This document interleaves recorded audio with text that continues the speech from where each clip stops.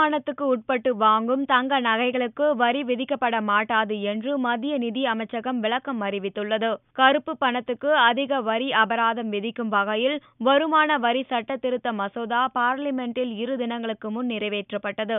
தங்க நகைகளுக்கு வரி விதிக்கும் அம்சமும் அம்மசோதாவில் இடம்பெற்றுள்ளதாக தகவல்கள் வெளியானது. அதை மத்திய நிதி அமைச்சகம் மறுத்துள்ளது. மற்றும் வருமானத்துக்கு உட்பட்டும் வீட்டு சேமிப்பின் மூலமும் வாங்கப்பட்ட நகைகளுக்கு வரி விதிக்கப்பட மாட்டாது என்று நிதி அமைச்சகம் விளக்கம் அளித்துள்ளது. பரம்பரை நகைகளுக்கும் வரி விதிக்கப்பட மாட்டாது எனவும் கூறியுள்ளது.